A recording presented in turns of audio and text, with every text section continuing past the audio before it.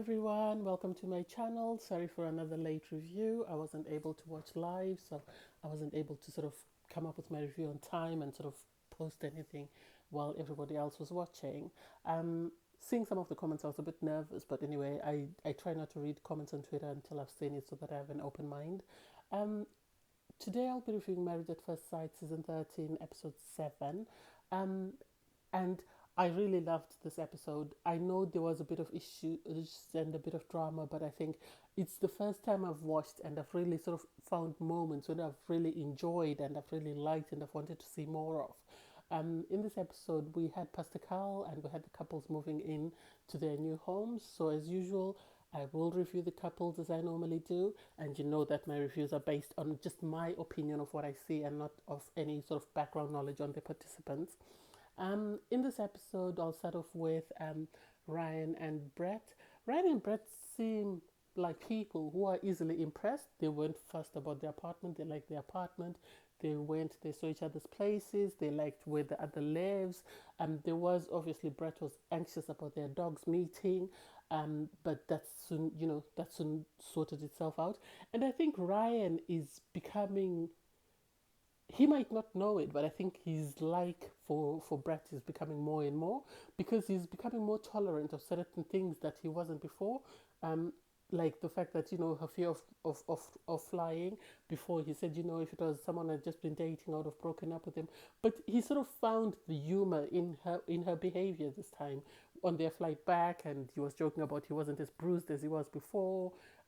They moved in together. They seem to be settling in quite okay. I think if there's a couple that's going to most probably surprise everybody and be have as little drama as possible, it might be Brett and Ryan, actually.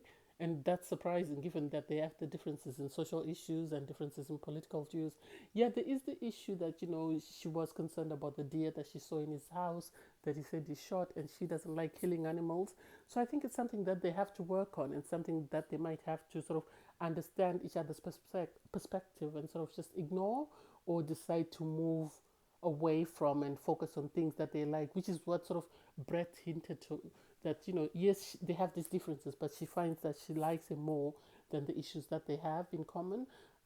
They sat down with Pastor Carl. They did agree that they see themselves falling in love, and they see their union lasting. And for me, I think there is high hopes as the weeks go by.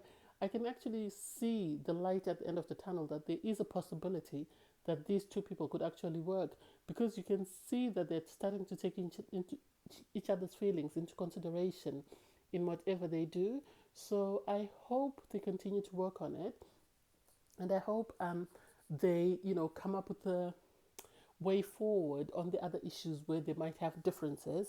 But I really enjoyed watching them. I think I really enjoyed watching them, and I really liked how they were able to. So when they visited each other's places, they were able to pick on things that they thought the other one would sort of bring into their life.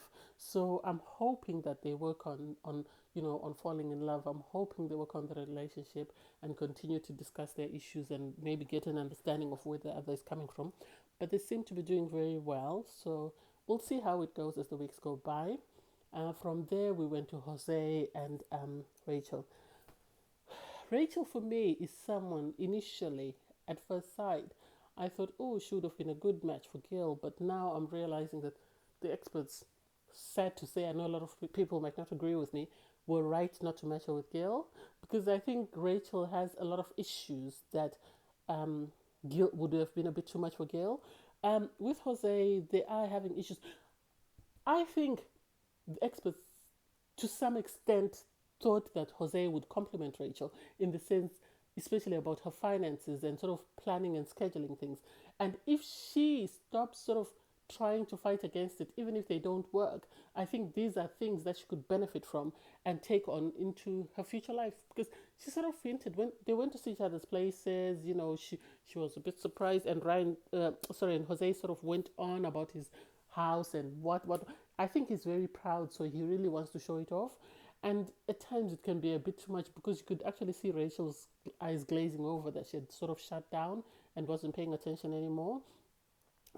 He showed her her budget. He showed Rachel his budget and how he works out things, and they were having conversations about, some of the trips that you're planning, you might need to put them on hold, because if you need a new car, you can't go on holiday when you need a new car. She said, well, I can always get the car next year. And it's like, what he's saying sort of makes sense. You'd rather get a reliable car that allows you to go to work, and then you can raise money to go on holiday if you still want to go on holiday.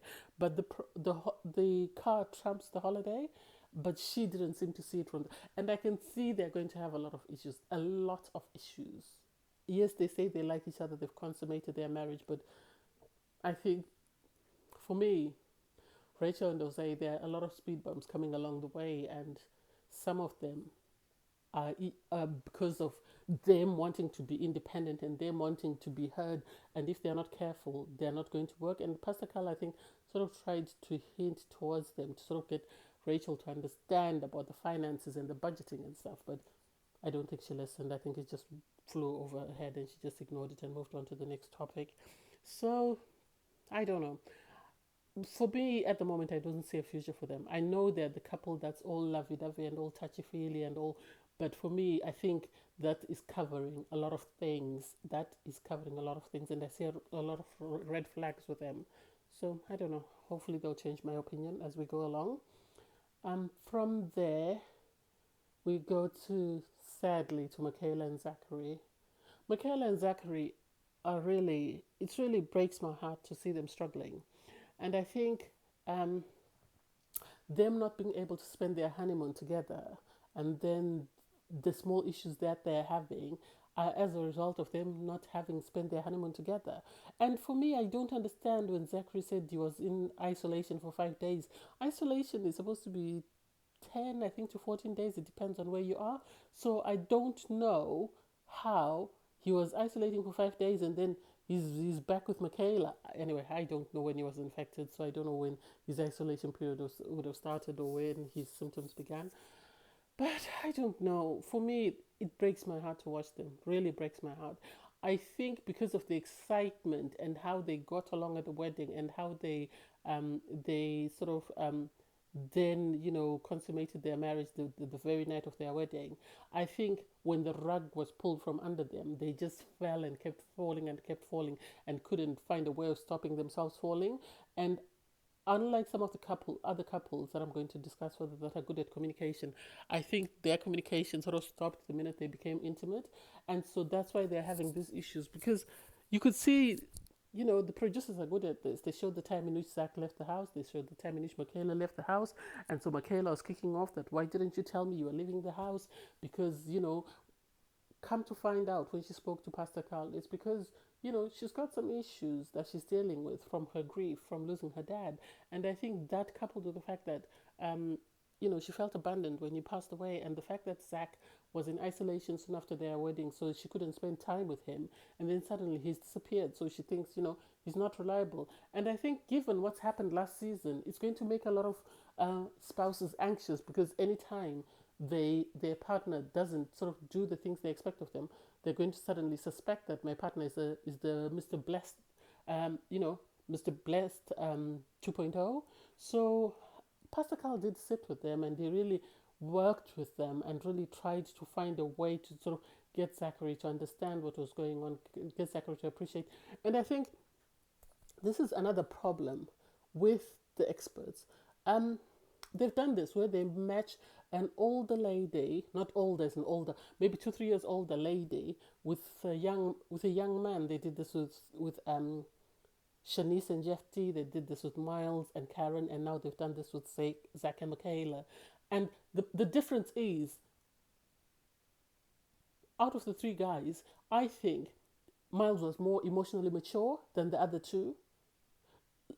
Jeff T was still dealing with, with he's quite a stubborn young man, so he was still dealing with that. And I think as he's grown, as he's got to know his wife and he's matured, that has moved on. And I think this is the issue that they have, that Zach really wants to get married, like Miles or like Jeff T. But I don't think emotionally he's at that maturity level that Miles was at. And because of that, the difference is the other 2 ladies were very sort of settled in themselves. They were more patient and more understanding, whereas Michaela is not. And there's going to be a lot of issues. I think Pastor Carl will have to need to sit down with them and will need to talk to them and counsel them a lot more than he did today. So I hope the experts, if nothing else, offer them more time, sit down with them, have conversations, and give them tools and equipment to sort of help build on their relationship, because they are a promising couple. It's just they need a lot of work. And I know there is another episode of them, falling out coming up, and I really hope after that the experts sit down with them. They have a lot of potential, but I think after this experiment, if they decide to stay together, they need couples counseling. They need couples counseling. It's compulsory that they go to couples counseling. Anyway, from there we go to Gil and Mala. Gil and Mala, it's surprising to say, but I'm beginning to sort of like Mala. I'm beginning to like Mala. I didn't think I would like her, but I'm beginning to like her. And I'm beginning to like her for Gil, and I'm beginning to see what the experts saw in her. Because outside of the fact that she's very high maintenance, she seems like she seems like she's someone who will compromise. Her inability to compromise is not as bad as Virginia's last season. Hers is just she likes spending money. And we all know when you get married and you have children, that goes out the window, because you can't go and buy $800 shoes when your children are starving. You can't go and buy an $800 shoe when your children need something. So I think that's something that they can work on. And Pastor Carl tried to sort of get her to understand, why it was important for her to that once she becomes married to somebody, expenses like that, like her $1,000 shoes or whatever, are a couple's decision. It's not something that she can just decide on the whim that, oh, this is what I'm going to do. Um, I think I don't think she's as uptight as she's making out. I think she's trying to protect herself in case this marriage doesn't work. She's now all touchy feely with Gil, which is something he's always wanted. I think she's going to fall in love with his dog, because you could see she's sort of oh no, but you can see that there is a possibility there. So Merla and Gil might surprise everybody this season and actually stay together. That's my opinion. My opinion of her has changed, and I try to go in with an open mind and not be set in my opinion that I hate someone or that I don't like because I can't hate them. I don't know them, but I hate this about. But I think she's changing. I am warming up to Merla, and I really think probably she was the best choice for him. Sorry to say this after I've been rooting for Rachel, but I think Merla was the best decision for Gail, and I think they will work. They liked each other's places. Gil is he's not a fussy guy, so he was impressed, and he calls her princess. She likes him calling her princess. Last time he called her by her name, he asked her why, and they seem to be getting along. They like teasing each other. They like doing things together. So hopefully they work. Hopefully, I think Pastor Carl was just you have to be more intimate, and I like the fact that Gil was honest with her and told her, if we don't kiss or don't show whatever after 8 weeks, we're breaking, which is good. He's not lying to himself like Clara did last season, and then a couple of months later her and Ryan were divorcing. So I really like that about him, and I'm really happy that at least this season people are open to having the conversations and people appear to be in it for the right reasons. So I wish them good luck and I hope it works. From there, we move on to my other favorite couple, Bo and Johnny. Well, I was sad that Bo and Johnny and Zach and Michaela fought this episode, but there was a difference. There was a sort of day and night in the fights that they had. They saw each other's places. They found, Bo and Johnny found that they had a lot of things in common. So that was good. And then there was the issue whereby she then Bo then said while they were having supper, I'm not going to shower tonight, blah blah blah blah. And Johnny said, okay, fine, I'm going home. I'm going home for a few days. And it broke my heart to hear him say that. But then what impressed me was he didn't go home for a few days. The next day he was back and he brought supper with him. So which shows that whatever time he needed to decompress was good for him, because he went there, I think, looked at it and must have spoken to somebody else who then advised him that, you really need to make an effort because this might be the one for you. So he came back, they sat down. I like the fact that whatever fights they're having, they are not afraid to be honest with one another, and they're not afraid to talk them through, which is one of the keys of going on to Married at First Sight. You have to be open to communicating with your partner. You have to be open to having an honest conversation with your partner. I like the fact that Pastor Carl was there and he was sort of asking them or coaxing them to sort of address the other issues that they had. And I know Bo overthinks a lot of things, and I know Johnny as well does the same. But I like the fact that even though they overthink things, they're not afraid to tell the other person what they think about and get the other person to sort of respond or come up with a plan of their own of how they're going to sort of try and compromise or make things work. I think Bo, she said she's always had a crush on Johnny. I think she's falling head over heels in love with him. And I like the fact that even though he left, she stayed. She didn't leave. She stayed and waited for him to come back, and he came back. And so I really have high hopes for them, and I'm really hoping that they work. Um, I don't know. We'll see. There was another preview of issues next week. I hope they're just putting these previews out just to sort of coax people into watching, but it's not as bad as it appears, because the Michaela and Zach fight I expected worse, and I was actually happy that they didn't show you as bad. It didn't turn out to be as bad as I expected. So I can't wait for next week. I'll try and watch next week live with everybody and hopefully comment. But anyway, thanks for watching, guys. Have a good week. Bye.